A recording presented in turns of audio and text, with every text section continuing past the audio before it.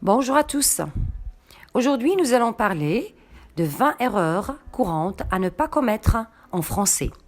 Soyez attentifs. Erreur 1. Je me rappelle de cette règle. Cette erreur est très fréquente. Il fallait dire « je me rappelle cette règle ». Vous confondez toujours entre se rappeler quelque chose et se souvenir de quelque chose. Se rappeler est un verbe transitif direct, c'est-à-dire il se construit sans préposition, alors que se souvenir, c'est un verbe transitif indirect. Il se construit toujours avec la préposition de. Donc, nous avons le choix entre deux possibilités.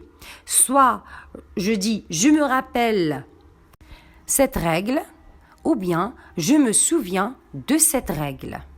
Erreur 2. Je vais visiter mes parents. Cette erreur est très fréquente. Ici, c'est le choix du verbe visiter qui n'est pas à sa place. On visite un lieu ou un monument et on ne visite pas des personnes. On dit rendre visite à une personne, aller voir une personne. Donc on dit soit je vais rendre visite à mes parents ou bien je vais voir mes parents. Erreur 3. Pour remercier quelqu'un, vous écrivez souvent « mille merci ». Cette expression est correcte, mais elle est mal orthographiée. Vous devez écrire « mille merci ». On accorde en nombre le mot « merci ». S'il y a plusieurs « merci », bien sûr, on ajoute un « s ». Or, l'adjectif numéral « mille » est invariable. Erreur 4.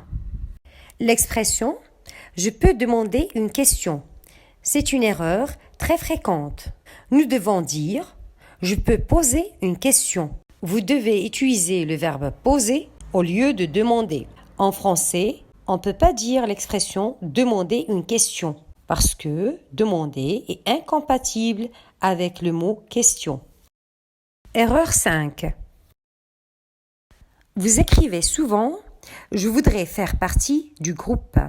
La structure est bonne, mais elle est mal orthographiée. Vous devez écrire « je voudrais faire partie du groupe ». Faire partie est une expression française. Elle signifie qu'on fait partie d'un groupe, d'une communauté. Dans cette expression, que le sujet soit féminin ou bien masculin, faire partie s'écrit avec un E. Erreur 6. Je vais au docteur. Dans cette phrase, c'est le choix de la préposition qui est incorrect. Vous devez dire « je vais chez le docteur ». On utilise la préposition « chez » pour parler d'un lieu qui fait référence à une personne ou bien une profession. Ici, on a le docteur.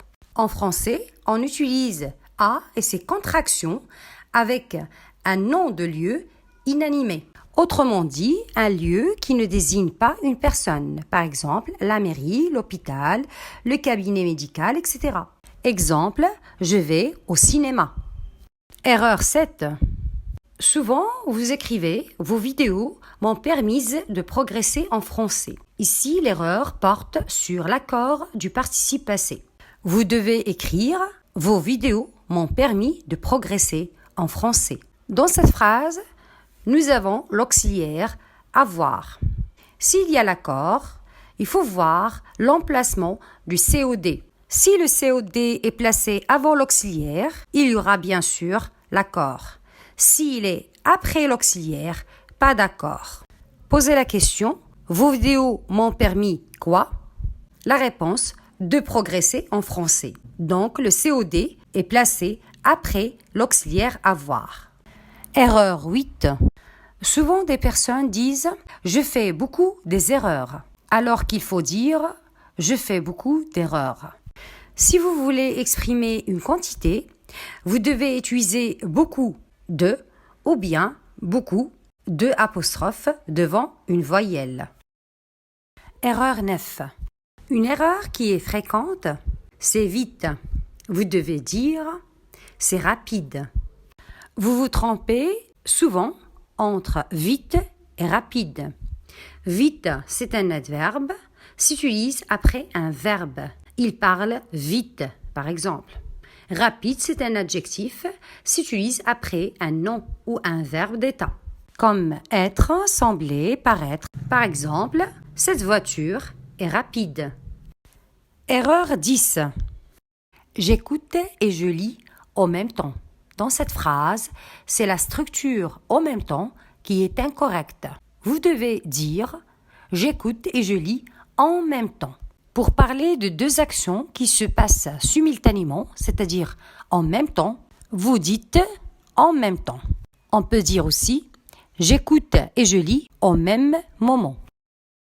Erreur 11. J'ai fait les devoirs à Paul.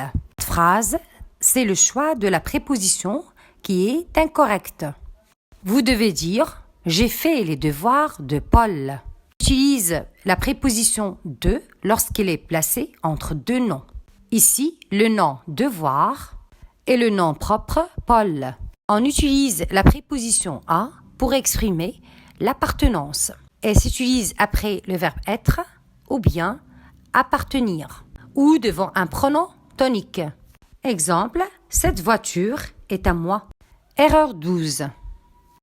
J'ai vu souvent l'erreur, la plupart des gens est en vacances, alors que vous devez dire la plupart des gens sont en vacances.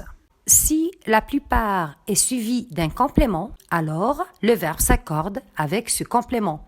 Ici, nous avons les gens. Prenons le deuxième exemple. La plupart du temps est consacré à l'écriture. Le verbe s'accorde avec le complément du temps qui est un nom masculin singulier. Attention, s'il n'y a pas de complément de nom après la plupart, le verbe se met au masculin pluriel. La plupart se sont excusés. Erreur 13. J'ai fréquenté souvent cette phrase. J'ai une veste sans manches. L'erreur ici porte sur l'accord du nom après la préposition sans. Vous devez écrire « j'ai une veste sans manches ». Pour savoir si le nom qui suit la préposition sans doit être au pluriel ou bien au singulier, c'est très simple.